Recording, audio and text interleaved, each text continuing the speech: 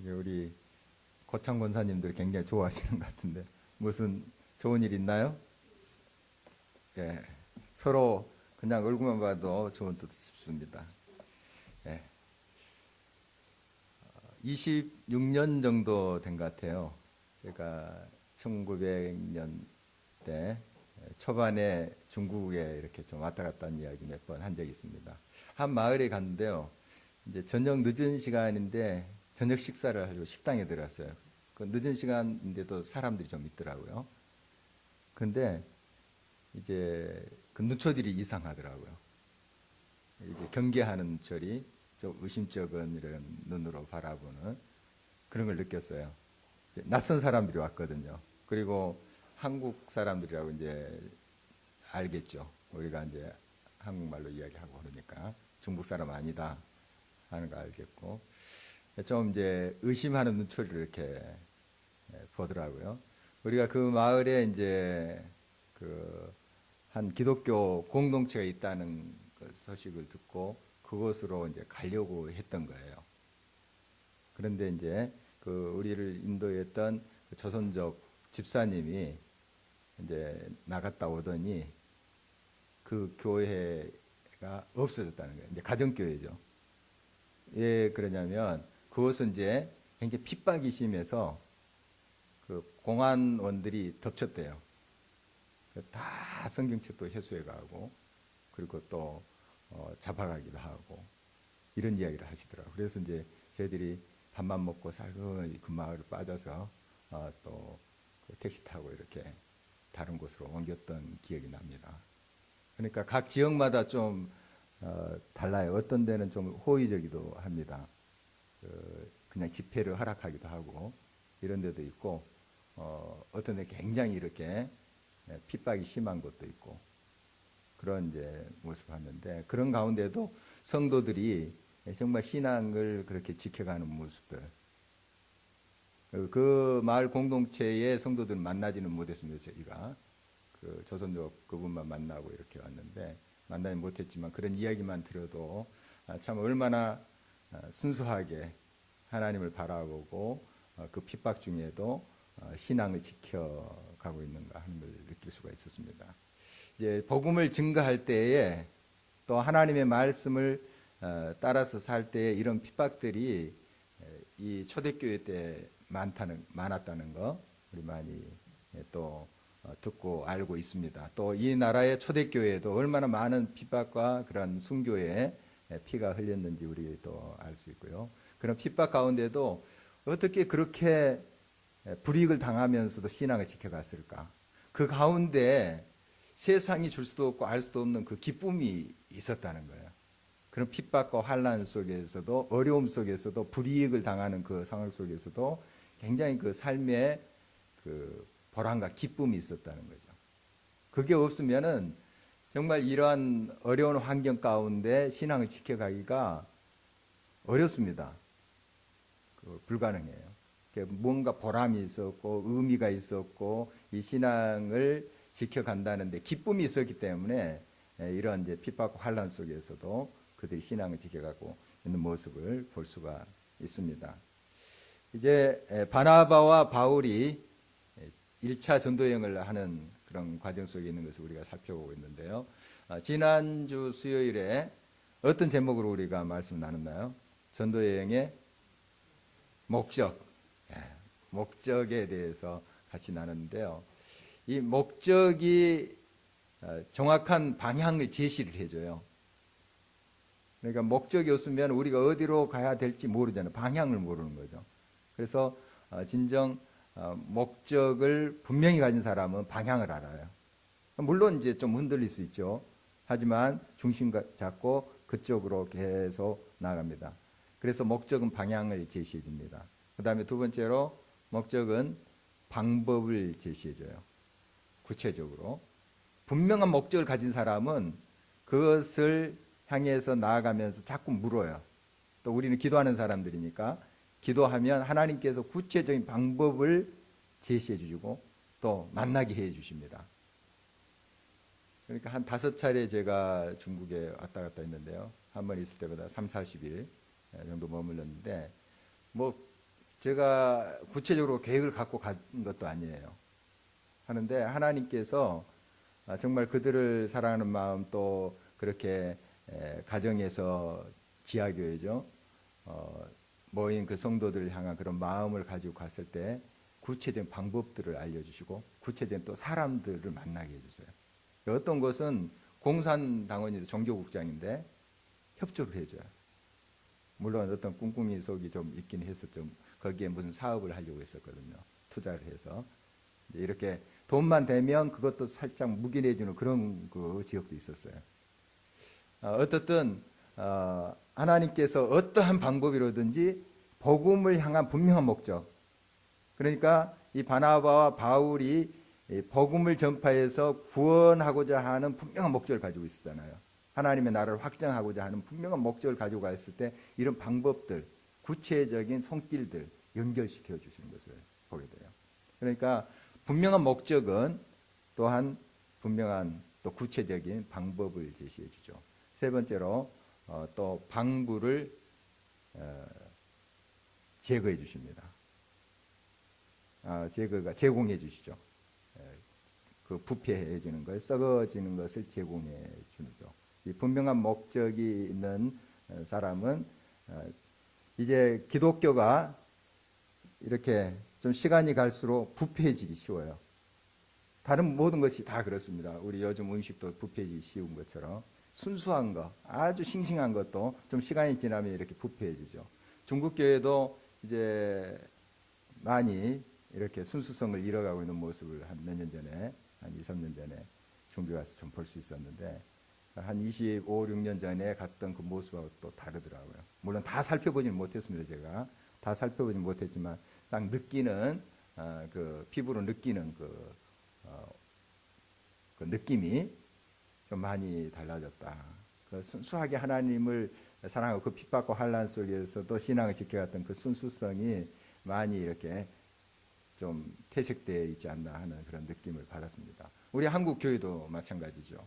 초기 기독교가 그 소수의 크리스찬들이 이 사회를 변혁시키고 이 사회를 새롭게 했잖아요. 그런데 지금 어떻습니까? 많은 부분에서 우리가 헌신도 하고 노력도 하지만은 그때 그 순수한 신앙, 하나님을 향한 헌신도에 비하면 많이 떨어지는 것을 부인할 수가 없죠. 그래서 이 순수한 것도 이렇게 퇴색이 돼요. 방부가 그 부패가 되죠. 그런데 분명한 목적을 항상 가지고 그것을 세우는 사람은 다시 그 부패된 것을 도려내고 새롭게 됩니다. 그리고 방황을 제거해 주죠. 방황을, 이 분명한 목적을 가지면 우리가 방황할 수 있습니다. 왔다 갔다 이렇게 또 다른 길로 들어갈 수 있는데 그것을 최소화시켜줘요. 분명한 목적이 있는 사람은 다른 데 기웃거리지 않습니다. 인생의 바른 목적을 가진 사람은 다른 데 치우치지 않아요. 물론 좀 흔들릴 수는 있으나 또 중심 잡고 이제 가는 것이죠. 그래서 이 사도들을 보면은 분명한 목적이 있어요. 이제 바울이 비시디아 안디옥에서 설교한 내용 우리가 지난주에 살펴봤는데 어떤 이제 내용이냐 하면 복음이에요. 한마디로 말하면 복음, 예수 그리스도. 예수 그리스도를 설명하기 위해서 쭉 이스라엘 역사를 훑는 거예요. 그래서 이스라엘 그 광야의 시대, 모세의 시대, 또 다윗의 시대 이런 역사들을 쭉 이야기하면서 예언자들이 그 미리 말한 그 메시아가 나서는 예수 그리스도다. 이걸 증언한 건 아니겠습니까? 이게 이제 그 비시디아 안디옥에 있던 그 회당에 모인 유대인들과 경건한 자들이라고 오늘 이제 또 본문에 나와 있는 그 표현은 유대교로 입교한 자들을 말합니다. 여러분이 쭉 사도행전의 경건한 자들 또 서신서의 경건한 자들 이렇게 표현된 사람은 거의 그 이방인인데 유대교로 그러니까 유대인으로 할례를 받고 들어온 사람들 그런 사람을 경건한 자 이렇게 표현한 거예요. 그들의 삶이 경건하다 하는 그런 차원보다도 이렇게 입교한 사람들 경건한 자라고 그렇게 불렀어요. 어떻든 이러한 이제 사람들에게 바울이 설교한 내용이 이 복음이에요. 예수 그리스도의 십자가 부활. 그리고 이제 그 설교 끝에 이렇게 그가 이 메시지를 마무리하는 것을 보게 됩니다. 40절 40절하고 41절을 다시 한번 보도록 하겠습니다. 우리 지난주에 읽었던 것인데 40절, 41절 말씀 한 목소리로 다시 한번 읽어보겠습니다. 그런즉 너희는 선지자들을 통하여 말씀하신 것이 너희에게 미칠까 삼가라. 일러스되 보라 멸시하는 사람들아 너희는 놀라고 멸망하라. 내가 너희의 때를 당하여 한 일을 행할 것이니 사람이 너희에게 일러줄지라도 도무지 믿지 못할 일이라 하였느니라 하니라. 굉장히 찌르는 말로 이 메시지를 마무리하고 있어요. 보니까 물론 이제 하박국 선지자의 말씀을 인용을 하면서 이 메시지를 바울이 이제 마무리를 하고 있는데, 그러나 직접적으로 지금 듣고 있는 유대인들, 또 소위 경건한 자들, 유대교를 입교한 사람들 아닙니까? 지금 청중들이 그 사람들에게 보라 멸시하는 사람들아 너희는 놀라고 멸망하라. 내가 너희의 때를 당하여 한 일을 행할 것이니 사람이 너희에게 일러줄지라 도무지 믿지 못할 일이라. 완악한 자들아, 이렇게 복음을 증거해도 믿지 못하는 마음이 굳어있는 자들아, 이런 뜻 아닙니까? 결국 이 복음을 듣지 못한 자들은 멸망받을 자들이라 하는 강한 메시지로 이 바울이 지금 이 설교를 마무리하고 있어요. 그러니까 예수 그리스도를 믿으면 여러분 행복해집니다. 잘 살게 돼요. 복 많이 받아요. 이렇게 좀 하면 얼마나 좋았을까요? 우리 생각에. 그런데 굉장히 찌르는 그런 말씀으로 지금 이 메시지를 마무리하고 있거든요. 이런 이제 강한 메시지에 크게 두 부류로 반응을 해요. 두 부류로.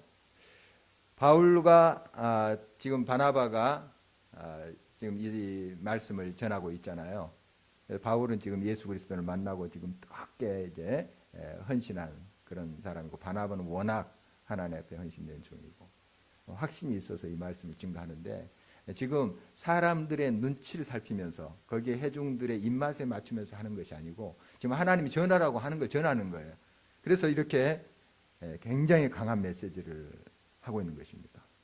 찌르는 말이에요. 굉장히 도전이 되는 말씀이죠.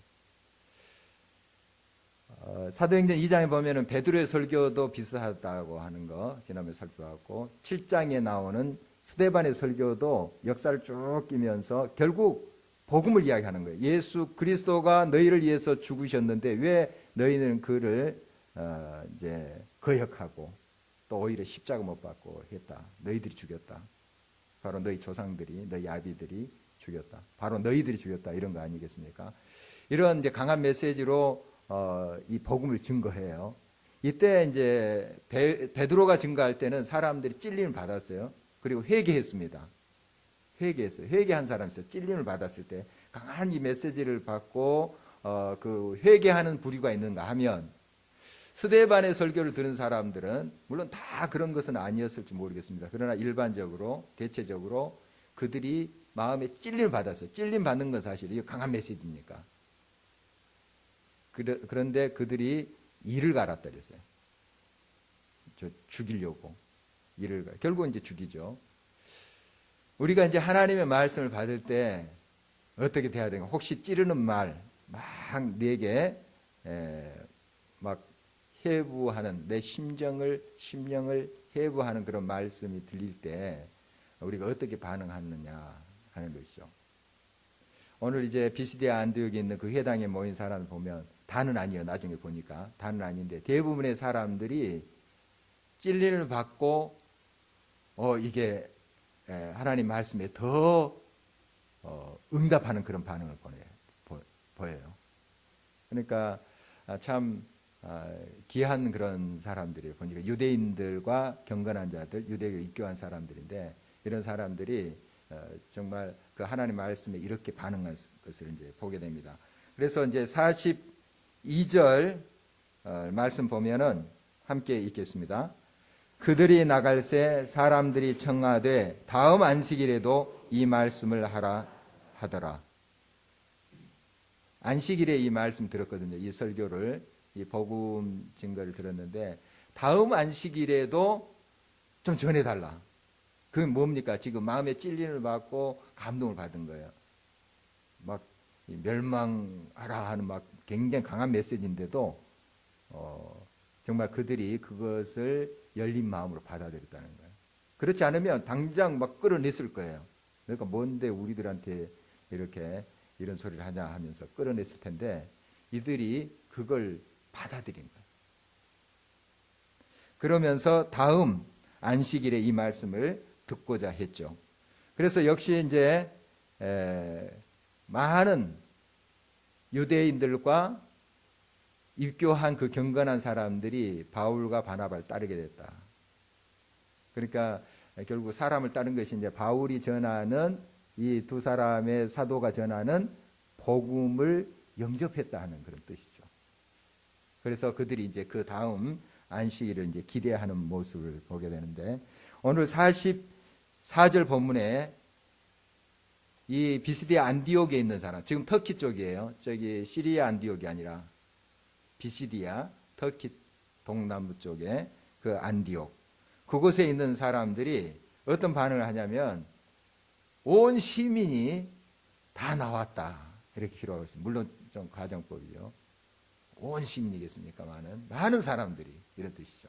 많은 사람들이 그 일주일 후에 몰려온 거예요. 정확한 장소는 회당인지 다른 장소인지 그건 기록이 지금 나와 있지 않습니다. 물론 회당이 될 수 있는데 회당도 이제 일정 공간이니까 온 시민이 모이기는 그게 적당한 장소는 아니겠죠.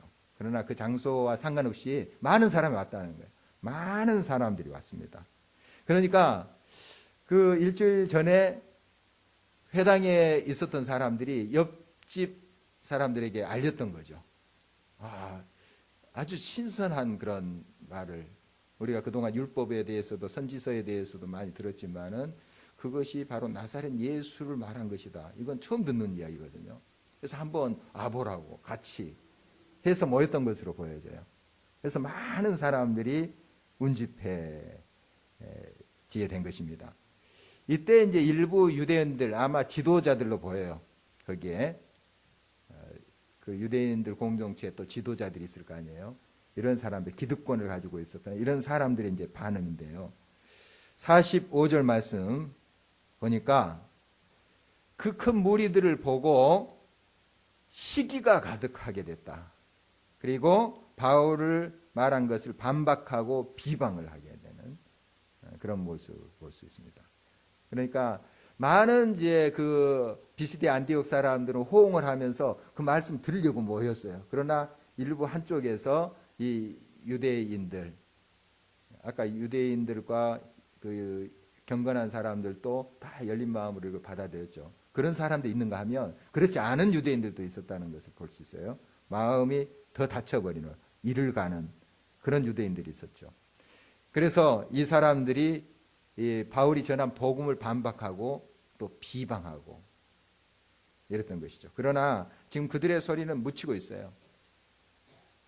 많은 사람들이 복음에 호응을 하고 이렇게 하나님 앞에 나아가는 모습을 보면, 아까 이제 중국 이야기를 했는데요. 일부 그런 핍박하고 참 어려움을 또 주는 그러한 그 지역들이 있더라고요. 그렇지만은 더 많은 곳에 복음이 막 불같이 일어나는 것을 볼 수 있었어요. 어떤 곳은 가정교회인데 주중에는 자유롭게 그 가정교회에서 집회를 해요. 그 이제 주일에 가서 삼자교회 있습니다. 중국 그 공산당이 인정하는 교회예요. 이제 통제를 하죠. 거기 가서 섬겨요. 또 이걸 비판하는 어떤 교회들도 있더라고요. 가정교회, 또 지하교회들이 있지만 그래도 보니까 같이 제가 그들과 성경 공부도 하고 같이 찬송도 또 가르치고 했는데 굉장히 순수해요. 하고 이제 이 삼자교회에 가서 또 예배도 드려봤는데 물론 통제하지만 하나님께 드리는 예배가 뜨거워요.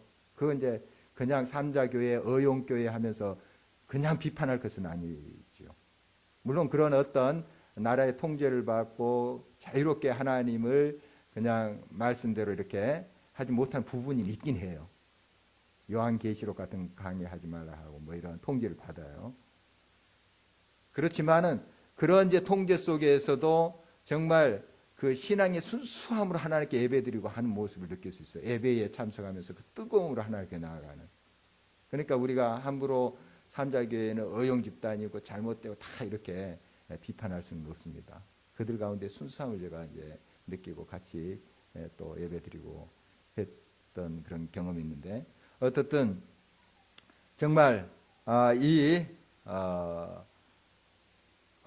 유대인들이 이 두 부류로 이렇게 나누는 걸 보게 됩니다. 시기와 비방 속에서도 더 많은 사람들이 순수하게 그런 이제 어려움 속에서도 신앙을 지키면서 일어나는 사람들이 더 많았어요. 이제 그래서 바울과 바나바가 참 그곳에서 기쁨을 가졌으리라고 봅니다. 저도 이제 조그마한 그런 경험을 해봤는데 참 기쁘더라고요. 그냥 이 한족들도 와가지고 막 그 같이 말도 통하지 않는데, 그래서 옆에서 좀 설명해주고 막 그렇게 사모하더라고요. 그래서 뭐 2시간 이렇게 설교를 해도 지루하게 느끼시지 않아요. 더 가르쳐 달라는 거예요. 막 이제 사모를 하니까요. 너무 이런 모습 보면은 그런 어떤 어려움과 또 여행의 고단함, 그것이 다 사라져요. 힘든 것도. 여러분도 삶의 어떤 보람과 의미를 느끼면 그 삶의 무게와 또 여러 어려움들을 능히 극복할 수 있잖아요. 그 삶의 기쁨이 있으니까, 또 의미와 또 보람을 가지니까. 이 사도들의 심정을 조금 이해할 수 있어요. 정말 이 어렵고 또 비방과 비난이 있었지만, 그러나 그 마음을 열고 하나님 앞에 나오는 그런 사람들의 모습 보면서, 그들의 변화되는 모습 보면서 얼마나 기뻐했을까 하는 것을 생각해 보게 됩니다. 이제 바울이 계속 이제 앞장서서 말씀 증거하는 것을 보여요. 이제 바나바랑 같이 갔지만, 물론 바나바도 이제 말씀 증거했겠지만 이 설교를 바울이 많이 했던 것 같아요. 보니까 이 바울이 계속 이야기를 이제 하게 되는데, 바로 유대인들을 향해서, 자기를 비판하고 비판한 유대인을 향해서 이야기합니다. 46절 말씀에 보면은 바로 먼저 이 하나님의 말씀, 즉 복음은 마땅히 유대인들, 선택된 하나님의 백성들에게 전할 것으로 주어졌는데, 그러나 유대인들이 이 말씀을 받아들이지 않았잖아요. 물론 일부 하나님의 복음의 말씀 받아들여서 이제 제자가 된 사람들도 있었고 따라가는 사람들도 있었지만, 유대 지도자들부터 이 말씀 거부했어요. 그러니까 이 물길이 어떻게 돌아가냐면 이방인으로 갔다. 이거 이제 지금 설교하고 있는 거예요. 이방인으로. 유대인들이 이 말씀을 거절함으로 이방인들에게 이 말씀이 흘러가게 됐다 하는 거죠. 그렇습니다. 하나님께서는 이 하나님의 큰 복과 은혜를 우리들에게 쏟아 부어주는데, 우리가 거절하고 완악하게 그걸 받지 않으면, 우리가 걷어차버리면 그게 다른 사람한테 가요. 다른 곳으로 갑니다. 이 나라 이 민족에게 하나님께서 생명의 복음을 보내주셨습니다. 이 땅에. 그래서 많은 부분에서 하나님께 고치시고 이 땅의 빛으로 함께 하셨죠. 그래서 그나마 이 땅이 이렇게 정말 하나님의 말씀을 믿고 따라가는 그런 나라가 된 거예요. 사실 정말 이 하나님의 은혜, 또 지금 이제 세계 선교사를 2번째로 많이 보내는 나라 아닙니까? 미국 다음에. 뭐 그 선교사님들의 자격이라든지 헌신도 그걸 떠나서 이제 숫자상으로만 이야기할 때도 대단한 겁니다. 숫자만 이야기하더라도 그 내용들이야 뭐 하나님 아실 일이죠. 그러나 대단한 것 아닙니까? 그리고 미국처럼 그렇게 선교사들을 구체적으로 체계적으로 관리하지도 않아요. 한국 교회가. 그들이 은퇴하고 돌아와서 갈 곳이 없는 분도 많아요. 미국은 그런 거 잘 돼 있거든요. 시스템이. 그런데도 가요. 그리고 교회들이 또한 어떤 선교 단체들이 다 후원을 다 약정해서 일할 수 있게끔 해서 나가시는 그런 선교사님들보다도 그냥 하나님 부르셔서 나간 사람들이 더 많아요. 어떻게 보면 우리 세상적으로 보면 대책이 없다고 볼 수 있는데, 그러나 하나님이 가라고 하시니 간다 하는 그런 선교사님이 많아요. 대단한 민족이에요. 그래서 그냥 믿음으로 가는 거죠. 믿음으로. 이런 이제 나라인데, 정말 하나님께서 이 한국 교회를 그렇게 들어 쓰시는데, 그러나 이 한국 교회가 결국 하나님의 그 은혜와 놀라운 하나님의 손길을 이제 외면하고 자기들의 영광과 자기들의 이름을 위해서 쓸 때 하나님께서는 분명히 이 촛대를 옮기세요. 에베소 교회에 있습니다. 요한계시록 2장 말씀에 보면 에베소 교회에 대한 말씀인데, 정말 에베소 교회가 얼마나 하나님을 사랑하고 하나님께 헌신된 교회인지, 바울이 또 그곳에서 3년 6개월 동안 지나면서 제자 훈련시키고 도란노소원해서 하나님의 종들을 또 배출시키고 그런 교회 아닙니까? 훌륭한 교회예요. 그런데 이들이 하나님 앞에 처음 사랑을 버렸습니다. 식어버린 거예요. 변질돼 버린 거죠. 처음에 뜨거웠어요. 정말 우리 한국 교회가 뜨겁게 100년 전에 일어난 것처럼 뜨거웠는데, 시간이 좀 지나자 그들이 변질돼 버린 거죠. 처음 사랑을 잃어버린 거예요. 신앙의 열정을 잃어버린 거예요. 그래서 하나님께서, 성령께서 이렇게 말씀하세요. 너 촛대를 옮기리라. 그 촛대를 옮기리라. 너희들이 이렇게 세상을 비치는 생명의 빛으로 서 있는 촛대였는데 그 촛대를 다른 곳으로 옮기리라. 그렇게 이제 어떤 선교학자는 진단하더라고요. 앞으로 이 한국의 이 선교 촛대가 중국으로 갈 거다. 이렇게 진단하는 사람도 있습니다. 이게 이제 유럽 쪽으로 해서 미국으로 촛대가 옮겼다가 한국으로 왔다가 이 촛대가 이제 중국으로 간다. 이렇게 이제 진단하는 분의 이야기도 들어봤는데, 어쨌든 정말 우리 한국 교회가 하나님의 이 놀라운 영광의 빛을 증거하는 이 사역의 순수함으로 우리가 나아가지 않으면 하나님께서 그 복과 은혜 옮기게 됩니다. 지금 유대인들에게 하나님께서 이 열방의 복의 통로가 되는 그런 촛대를 주셨어요. 그러나 그걸 걷어차버린 거예요. 지금 예수 그리스도 복음이 왔는데 걷어차버린 거예요. 복이 들어왔는데 걷어차버린 거예요. 그러니까 이방인으로 가는 거지. 그 촛대가 그거예요. 이 복음의 빛뿐만 아니라 여러분의 삶의 복도 마찬가지예요. 하나님께서 여러분의 삶에 복을 부어 주시려고 작정하셨어요. 생명까지 그래서 우리를 정말 살리신 거 아닙니까? 생명을 주시고 영원한 복을 주시고 또 삶 속에 여러분을 통해서 복이 흐르게 하시고, 그런데 그 복을 우리가 차버리는 경우 있어요. 거절해버려요. 유대인들처럼. 그게 교만입니다. 교만하면 아무리 은혜의 물이 흘러도 다 스며들지 않고 흘러보내버려요. 다 다른 데로 갑니다. 그러니까 하나님의 복이 다른 데로 가는 거예요. 다른 데로.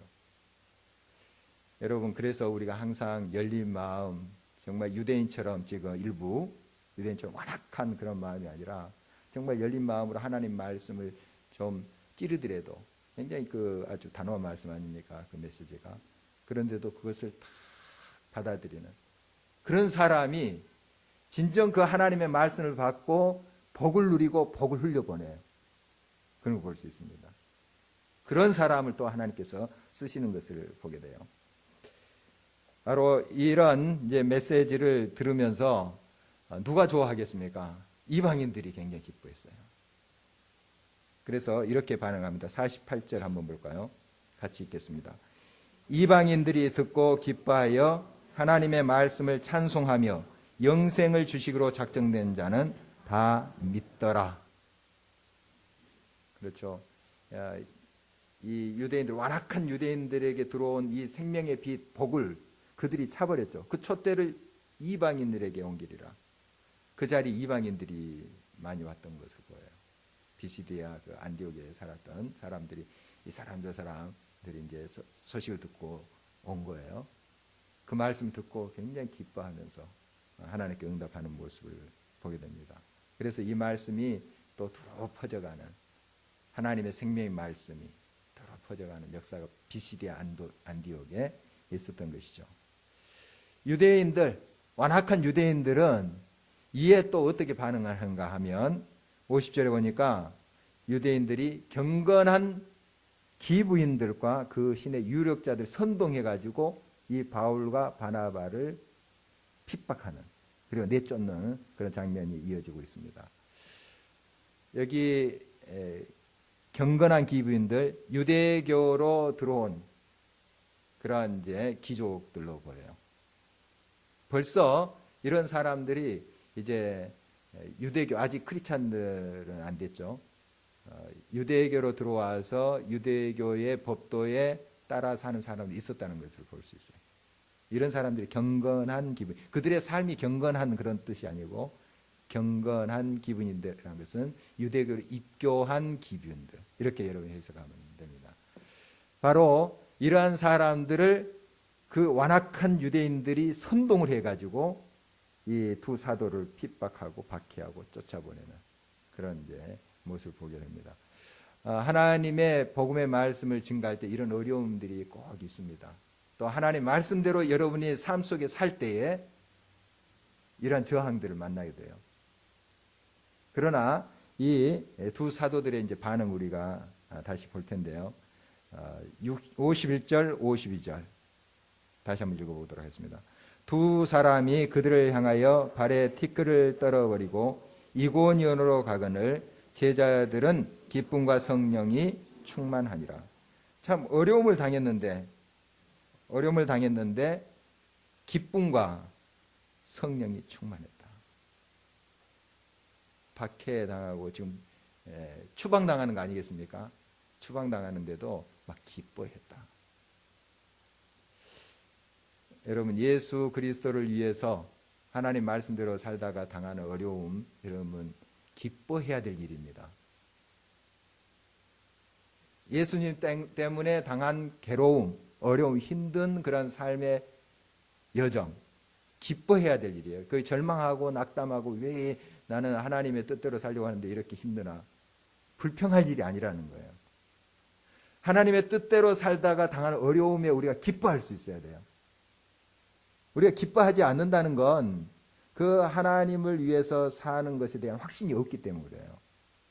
진짜 이거 하나님 기뻐하신 일이다, 복음을 증거한 일이고 하나님 말씀대로 살다가 어려움과 불이익을 당하고 오해를 당하고 또 무시를 당할 때도 있잖아요. 또 알아주지도 않고, 전혀 내가 그런 헌신도 했는데 알아주지도 않는 거예요. 무시당한 느낌. 여러분, 이때 어떤 감정이 생기나요? 이때 기뻐해야 될 때예요. 성령이 충만해야 될 때예요.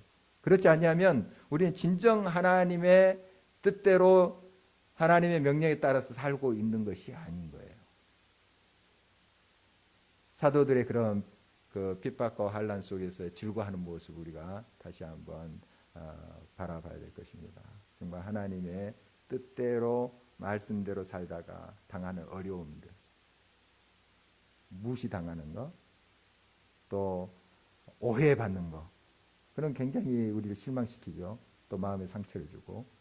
그렇지만 그때 내가 진정 하나님의 뜻대로 행하고 하나님 기뻐하신 일을 행하고 있다면 그런 것조차도 기뻐할 수 있어야 돼요. 그 상황에서 기뻐하고 성령 충만할 수 있어야 돼요. 양화진이라고 있죠. 합정동에 가면 거기 보면 이제 비석에 여러 가지 글들이 이제 새겨지고 하는 것을 보게 되는데, 거기 이제 헐버트라는 그 선교사, 사학자이기도 하고요, 또 언어학자이기도 했습니다. 헐버트라는 사람이 어떻게 이 나라를 일제 강점기 때죠. 그때 우리나라를 위해서 애썼는가 하는 거, 일제 강점기 전에 와서 이제 사역을 했던 사람인데, 이 나라 독립을 위해서 많이 헌신하고 한국인보다 한국을 더 사랑한 사람, 이런 별명이 붙은 사람이에요. 참 그런 훌륭한 사람들 보면 얼마나 그 어려움과 불이익을 당하고 참 그 고통의 시간들이 있었겠습니까? 그러나 정말 이 땅을 사랑하고 이 한국에 있는 영혼들을 사랑하는 마음으로 그렇게 선교하고 또 헌신하고 우리나라 독립을 위해서 많이 애쓰고 했던 그런 분으로 알려졌죠. 정말 이런 보람이 없으면, 여기에 대한 하나님의 부르심에 대한 어떤 의미를 찾지 못하면 이렇게 못해요. 못합니다. 그가 이런 이제 이야기를 했다고 하죠. 그 선교사들이 영국에 이제 아주 훌륭하고 나라에 기여하고 또 선교사로 이렇게 기하게 헌신한 사람들이 택해서 웨스트 민스터 그 사원이 있습니다. 그 교회 채플이 있어요. 그리고 그 안에 가면은 이렇게 무덤을 돌로 해가지고 이렇게 해놨어요. 그 마당에도 잔디에도 이제 그런 것들이 있고 하는데 거기에 아무나 그 안치되는 게 아니에요. 정말 나라에 굉장히 그 훌륭한 인물들만 거기에 이제 택해서 안치하는 건데 거기에 이제 묻히게 된 게 영광, 가문의 영광이죠. 거기에 이제 웨스트 민스터 그 사원에 안치된 게 가문의 영광입니다. 특히 영국 사람들 보면. 그런데 그 웨스트민스터 사원에 내가 묻히는 것보다도 한국 땅에 묻히기를 원한다. 그래서 이제 거기에 양화진에 그렇게 묻혀 있는 그 모습을 보게 됩니다. 정말 이 땅에 와서 자기 자녀들 풍토병으로 이르면서 정말 복음을 증거했잖아요. 또 풍랑 이런 곳에 가다가 가족들이 또 풍랑에 휩쓸려 죽기도 하고 그러면서 이 땅에 복음을 전했던 분들이에요. 그런 환난과 어려움 속에서 끝까지 굴하지 않고 보람을 느끼고 정말 그런 속에서도 예수 그리스도의 사랑을 가지고 그렇게 복음을 증거했기 때문에 지금 우리들이 이렇게 자유롭게 예수 그리스도의 사랑을 만날 수 있고 또 그 사랑 속에 거할 수 있는 것 아니겠습니까? 정말 여러분 우리가 그런 초기 선교사들의 신앙을 우리가 본받아야 되겠습니다. 지금 우리에게 당한 어려움은 그때 핍박과 환난과 어려움에 비교하면 사실 아무것도 아니에요. 물론 나름대로 힘드시겠지만 사실 정말 칼의 위험, 짐승의 위험, 또 직접 그렇게 톱으로 켬을 당하고 또 사자의 밥이 되고 그렇게 되지 않았어요. 초대교회 2000년 전에. 또 이 나라의 어떤 그 핍박과 환난 속에서 선교사님들이 복음 증거하지 않았어요. 그러나 그들이 그런 환난 속에서도 기뻐했다는 거예요. 영광으로 생각했다는 겁니다. 그래서 사도행전을 보면은 그런 이제 핍박을 당했을 때 하나님이 나를 하나님의 종으로 인정하시는구나 하면서 오히려 찬송했다는 거예요. 오히려 기뻐했다는 거예요.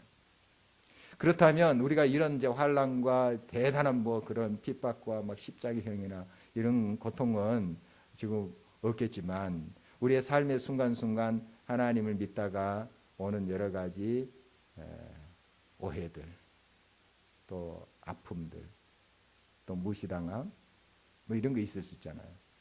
그런 핍박과 환난에 비하면 사실 아무것도 아니잖아요. 어떻게 보면 나름대로 힘드시겠지만 그러나 내가 하나님의 뜻대로 하나님 기뻐하신 일대로 행한다면 그 자체를 기뻐하면서 그 안에서 성령 충만한 삶, 이런 삶이 바른 우리 크리스찬의 삶의 응답이라고 볼 수가 있겠습니다. 여러분 우리가 이 길을 예수 그리스도의 말씀을 따라가는 이 길을 걸어가는 것에 보람을 느끼시고 또 주의 몸된 교회를 위해서 헌신하는 그런 일들 속에서도 의미를 여러분 찾으시기 바랍니다. 그것이 보람이 될 때, 의미를 찾게 될 때 여러 가지 발생되는 그런 문제 속에서도 여러분들이 그런 극복해 갈 수 있습니다. 여러분 오해와 어떤 혹시 비난과 비평이 있다 할지라도 이 사도들 보십시오. 비난과 또 여러 박해가 있을 때도 즐거워했다잖아요. 기뻐했다잖아요. 여러분 그러한 아름다운 신앙의 회복이 우리 가운데 있기를 간절히 바랍니다.